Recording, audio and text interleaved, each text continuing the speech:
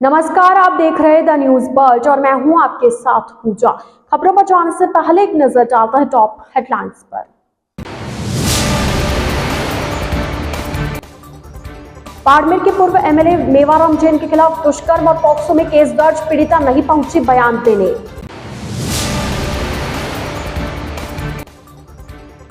Digital credit को लेकर लघु व्यवसाय को किया जागरूक।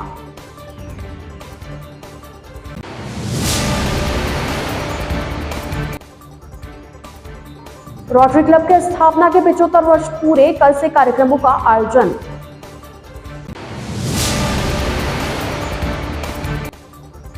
अयोध्या श्री राम रथ का भीतरी शहर में अक्षत निमंत्रण देकर बुलावा।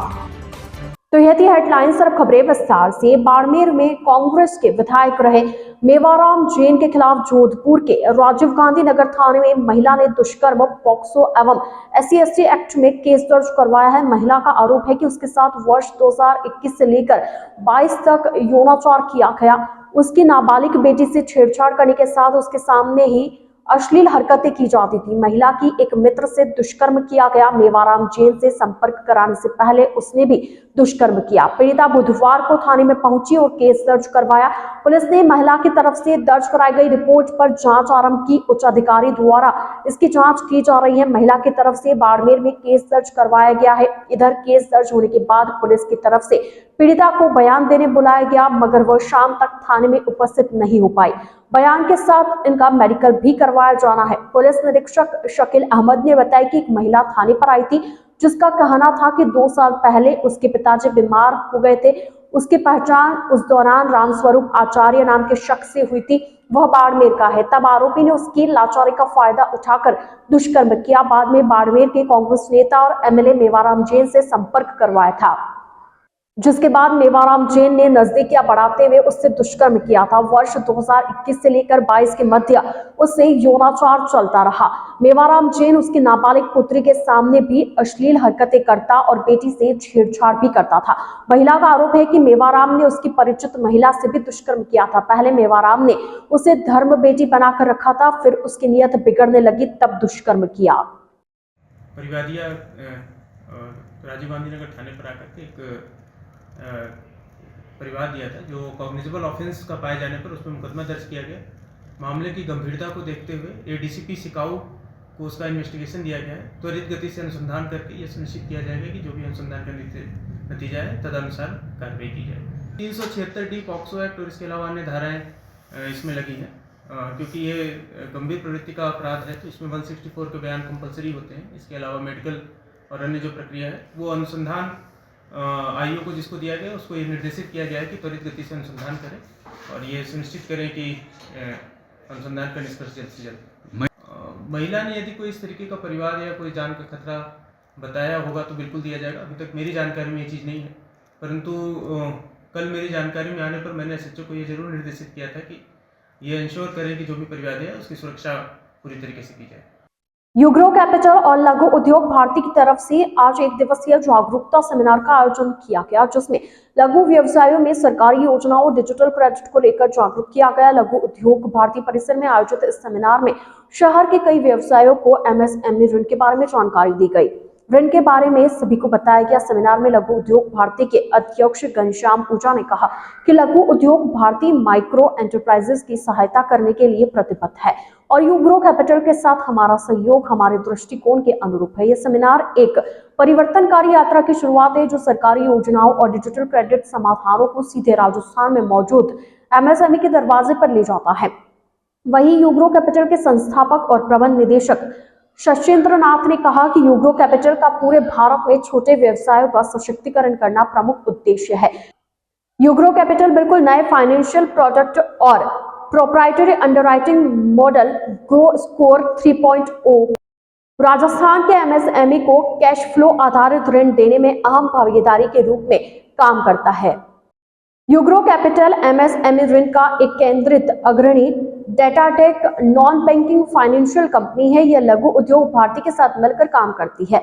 यह छोटे व्यवसायों को सरकारी योजनाओं के बारे में शिक्षित करने और डिजिटल क्रेडिट को बढ़ावा देने के लिए अपनी राष्ट्रव्यापी पहल के हिस्से के रूप में काम करता है। इसका उद्देश्य सरकारी योजनाओं, डिजिटल क्रेडिट और एक विकसित होते व्यावसायिक परिदृश्य में सफलता के लिए योजनाओं और रणनीतियों के बारे में भारत में मौजूदा माइक्रो एंटरप्राइजेस के बीच जागरूकता बढ़ाना और उन्हें शिक्षा मुहैया करवाना है।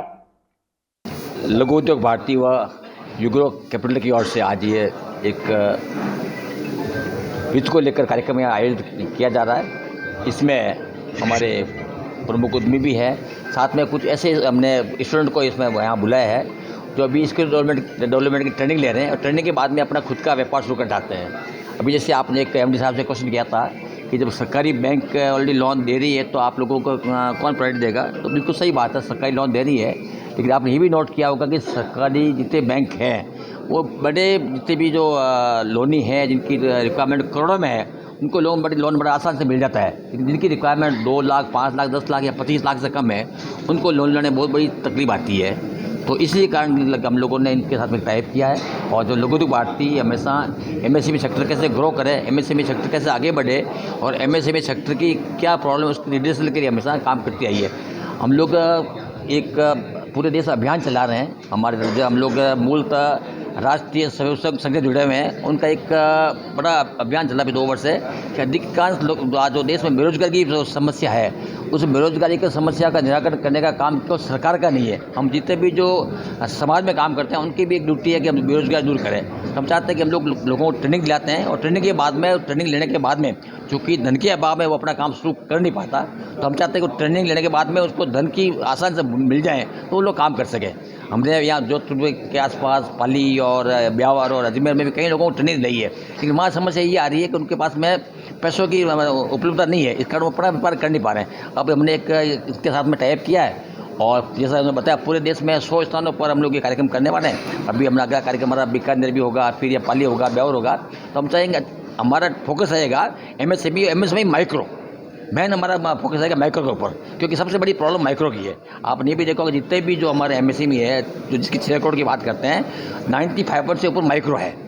तो माइक्रो को किस प्रकार से सुविधा मिले, माइक्रो को किस प्रकार से लोन मिले, ये हमारा फोकस रहेगा। यूग्रो कैपिटल लघु उद्योग को ऋण देने की एक डेडिकेटेड कंपनी है।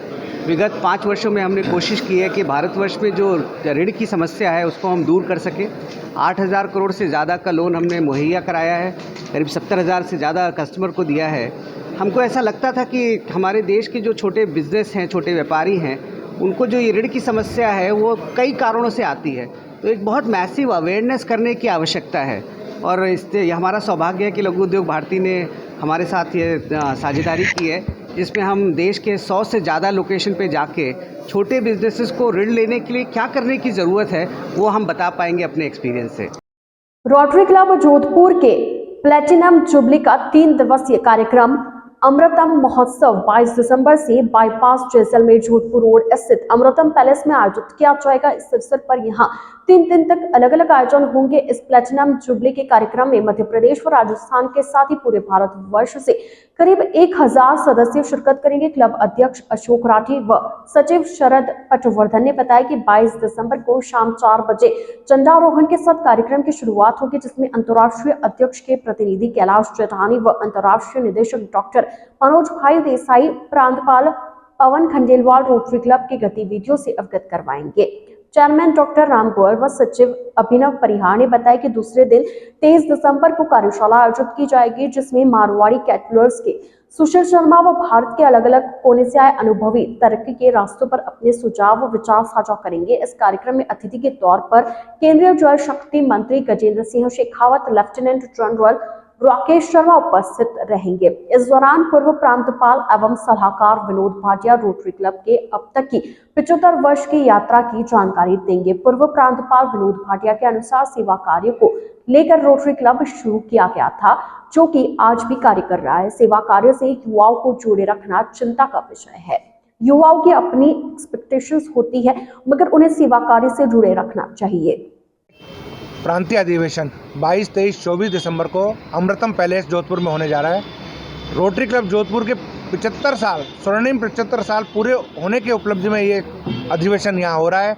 इसमें रोटरी डिस्ट्रिक्ट 3053 जो कि राजस्थान और मध्य प्रदेश दोनों जगह फैला हुआ है। हमारा फैलाव जोधपुर बीकानेर से लेकर मध्य प्रदेश के ग्वालियर गुना तक है, जिसमें लगभग 75 क्लब आते हैं। 3000 हमारे सदस्य हैं, उनमें से 800 से 1000 लोग इस प्रोग्राम में शामिल होंगे। इसका क्या एजेंडा रखा है इस बार? इसका एजेंडा, सबसे बड़ा एजेंडा हमारे रोटरी के दो ही होते हैं, ऑब्जेक्ट होते हैं जो रोटरी का है कि सर्विस एंड फेलोशिप। तो ये कॉन्फ्रेंस होती है, फेलोशिप हम लोग परिवार के सहित आते हैं और जो फेलोशिप अपनी मित्रता को बढ़ाते हैं, साथ में जो रोटरी क्या क्या कार्य कर रही है, आगे क्या क्या काम करने वाली है, उस पर भी पूरा चर्चा होती है, डिस्कशन होता है, लोगों की राय ली जाती है, उसको भी हम आगे बढ़ाया जाता है। ये रोटरी का उद्देश्य होता है। कहाँ से लोग आ रहे हैं? पूरे राजस्थान में जोधपुर के अलावा बीकानेर, सरदार शहर, चूरू, झुंझुनू, अजमेर, ब्यावर, किशनगढ़, अलवर, भिवाड़ी, भरतपुर, धौलपुर, ग्वालियर, गुना, शिवपुरी, अशोकनगर, डबरा, ये पूरी बेल्ट हमारी आती है। यहाँ से सभी लोग पधार रहे हैं। इस अधिवेशन से कुछ नया निकल के आएगा? निश्चित रूप से, जैसे अमृत मंथन, जैसे समुद्र मंथन हुआ था तो अमृत निकला था, तो इस तरह से मंथन होकर निश्चित रूप से जो हमारा उद्देश्य है समाज सेवा में किस तरह से हम और आगे बढ़ सकें, क्या आज की ज़रूरत है। आज मेडिकल फील्ड में बहुत अच्छा काम करने की ज़रूरत है, आज एजुकेशन में बहुत अच्छा काम करने की ज़रूरत है, और रोटरी खुद 7 फोकस एरिया पर काम करती है, जिसमें मेडिकल एजुकेशन के अलावा पर्यावरण हो गया, मातृ सेवा हो गई, जो चाइल्ड एजुकेशन है उनको भी सब काम लेती है। ऐसे 7 फोकस एरिया में काम करती है। इस साल हमारे रोटरी के इंटरनेशनल प्रेसिडेंट, उन्होंने एक थीम दी है, create hope in the world. एक आशा का संचार इस रोटरी के माध्यम से एक संसार में किया जाए।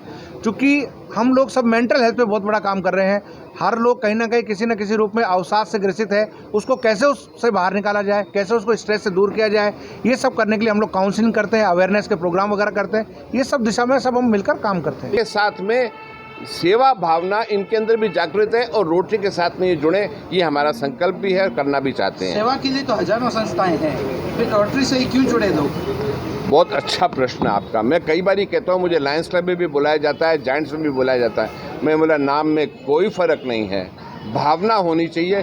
किसी भी संस्था से जुड़े, कोई भी संस्था किसी दूसरे से अच्छी नहीं है। हम ये ज़रूर कह सकते हैं कि हैं हम सबसे पुराने हैं, लेकिन अच्छा काम करने वाले के लिए कोई भी रास्ता अपनाए, चाहे वो रोटरी हो चाहे कोई दूसरी संस्था हो।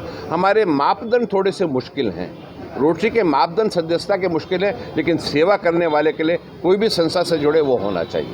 राष्ट्रीय स्वयंसेवक संघ व विश्व हिंदू परिषद के संयुक्त तत्वावधान में प्रभु श्री राम के आशीर्वाद से अयोध्या से प्रत्येक घर में निमंत्रण देने के लिए अक्षत का त्रिपोलिया बाजार मोती चौक व्यापार संघ द्वारा दर्शन लाभ लेकर स्वागत अभिनंदन किया गया। त्रिपोलिया व्यापार संघ के अध्यक्ष दीपक सोनी के नेतृत्व में सचिव दिलीप जैन, पदाधिकारी विनोद लखारा, कमल सुराणा, बबलू समेत सभी व्यापारियों ने स्वागत किया। यात्रा गंगश्याम जी मंदिर, जूनी मंडी से कपड़ा बाजार, मोती चौक, त्रिपोलिया बाजार होते हुए अचलनाथ मंदिर, कटला बाजार पर संपन्न हुई।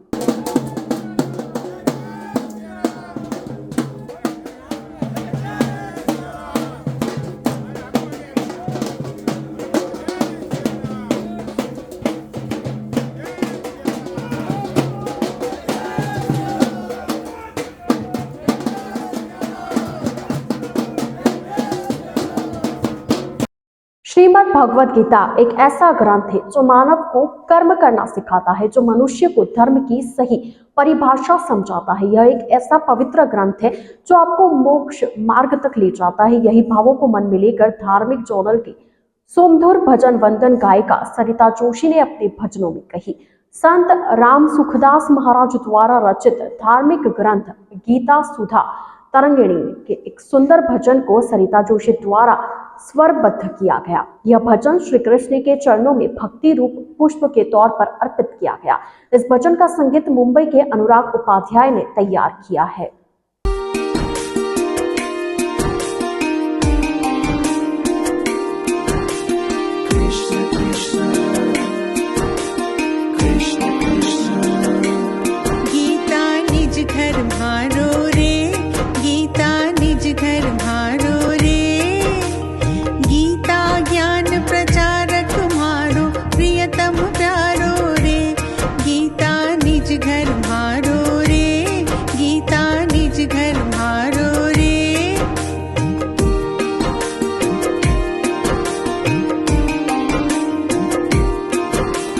द न्यूज वर्ल्ड के इस बुलेटिन में फिलहाल वक्त हो चला एक छोटे से ब्रेक का। ब्रेक के बाद जल्द हाजिर होंगे। आप बने रहिए द न्यूज वर्ल्ड के साथ।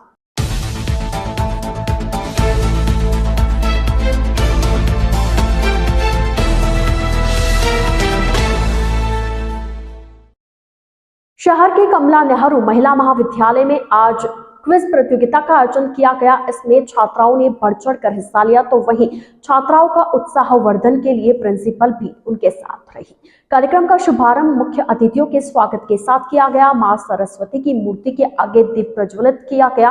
कॉलेज के निदेशक प्रोफेसर डॉक्टर संगीता लोंकर ने छात्राओं का उत्साहवर्धन किया।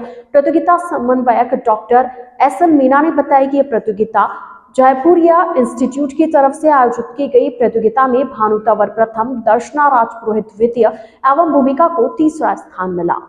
आज हमारी कॉलेज कमला नेहरू महाविद्यालय में डॉक्टर एस.एल. मीना सर द्वारा रखे गए व्याख्यान से हमें रिसर्च के बारे में बहुत कुछ जानने को मिला और हमें उससे बहुत फ़ायदा है। और हम अगर पीजी में जाएंगे तो उससे हमें बहुत ज़्यादा फ़ायदा मिलेगा। आज कमला नेहरू महिला महाविद्यालय के अंदर जयपुरिया इंस्टीट्यूट ऑफ जयपुर की तरफ से रिसर्च के ऊपर एक प्रतियोगिता का संपन्न हुआ, जिसके अंदर बीए, बीकॉम और बीएससी के स्टूडेंटों के लिए जयपुर इंस्टीट्यूट से पधारे हुए प्रोफेसर अपर्णा मैडम ने रिसर्च से रिलेटेड सारी जानकारियाँ दी। और साथ ही में चूँकि जनरली क्या है, जब एमएससी में पीजी स्टूडेंट कर देता है और उसको रिसर्च के बारे में कोई नॉलेज नहीं होती, तो इसी को ध्यान में रखते हुए हमने आज यहाँ रिसर्च के ऊपर एक व्याख्यान रखा गया, जिसके अंतर्गत प्रेजेंट, फ्यूचर और पास्ट के रिसर्च को समावेश करते हुए जब यूजी लेवल पे ही स्टूडेंटों को इसके बारे में जब जानकारी मिल जाती है, तो पीजी लेवल पर जब ये रिसर्च करती है तो इन्हें कोई प्रॉब्लम नहीं होती। तो इसके लिए एक सेशन भी करा गया। सेशन के अंत में यहाँ एक क्विज प्रतियोगिता भी आयोजित की गई, जिसके अंदर सभी स्टूडेंटों के लिए सर्टिफिकेट भी दिया गया और फर्स्ट, सेकंड, थर्ड को प्राइज और सर्टिफिकेट दोनों ही दिए गए। Doctor S L. Meena, incharge department of physics, Kamala Nehru college, Jodhpur. NRI की एक टीम आज आबू रोड पहुंची। टीम का यहां पहुंचने पर लोगों ने स्वागत, सत्कार और अभिनंदन किया। टीम को स्थानीय होटल पर ठहराया गया। टीम दीनदयाल शोध संस्थान के प्रकल्पों के लिए संस्थान में जुटी रही, जिसको लेकर वे भारत भर में यात्रा कर रही है। टीम द्वारा 11 से 23 दिसंबर तक मध्य प्रदेश, राजस्थान और गुजरात में ऑटो रिक्शा यात्रा की जा रही है। दल के आज आबू रोड पहुंचने पर यह गुजरात राज्य के अंबाजी के लिए रवाना हो गए। 43 ऑटो रिक्शा स्वयं चलाकर ये यात्रा कर रहे हैं। इनमें कई प्रतिष्ठित व वरिष्ठ अप्रवासी है। आबू रोड क्षेत्र में पहुंचने पर भाजपा नेता अरुण परसारामपुरिया, राजन वशिष्ठ सहित कई गणमान्य लोगों ने माला पहनाकर स्वागत किया। एनआरआई की इस टीम में महिला भी शामिल है। चित्रकूट में हॉस्पिटल बनाना है और बना रहे हैं अभी बच्चों के लिए। डेंटल हॉस्पिटल बन रही है। इसके अलावा तो फिर वही जैसे राइडिंग कर रहे हैं हम। 108 और 110 जन हैं हम साथ में, और 36 रिक्शा लेके निकले हैं हम चित्रकूट से। चित्रकूट से हम जाएंगे गुजरात, कचरान, और अभी हमारा 2 दिन बाकी है, आज के साथ 3 दिन। भारतीय संस्कृति को जानने एवं नई शिक्षा के अनुसंधान प्रबोधन के लिए आज एक व्याख्यान माला का आयोजन शहर के एमबीएम इंजीनियरिंग कॉलेज में किया गया। व्याख्यान माला में वक्ताओं ने भारतीय शिक्षा नीति एवं इम्प्लीमेंट को लेकर विचार रखे। एमबीएम इंजीनियरिंग कॉलेज और भारतीय शिक्षण मंडल की ओर से इसमें राष्ट्रीय शिक्षा नीति को लेकर व्याख्यान माला का आयोजन हुआ। इसमें राष्ट्रीय संगठन मंत्री वी शंकरानंद ने अपने विचार रखे और नई शिक्षा नीति एवं भारतीय संस्कृति को लेकर अपनी बात रखी। उन्होंने नई शिक्षा नीति के इम्प्लीमेंट के बारे में व्याख्यान दिया। उन्होंने कहा कि भारत किस दिशा में जा रहा है और उसकी शिक्षा के क्या मायने हैं, इस बारे में बात की जानी चाहिए। भारतीय शिक्षा पद्धति अनुसंधान एवं प्रबोधन को लेकर उन्होंने शिक्षा नीति में सुधार की आवश्यकता को भी दर्शाया।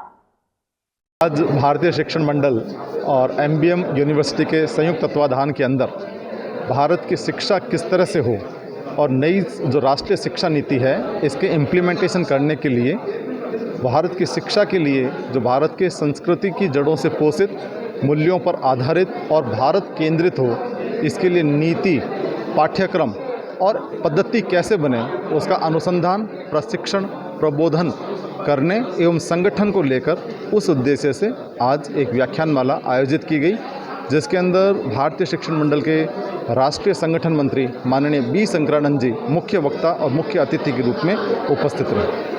आइए चलते चलते एक बार फिर नजर डालते हैं आज की टॉप हेडलाइंस पर। बाड़मेर के पूर्व एमएलए मेवाराम जैन के खिलाफ दुष्कर्म और पॉक्सो में केस दर्ज, पीड़िता नहीं पहुंची बयान देने।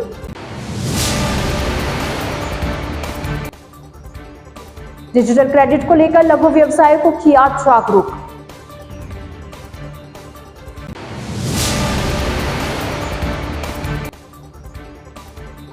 रोटरी क्लब के स्थापना के 75 वर्ष पूरे, कल से कार्यक्रमों का आयोजन।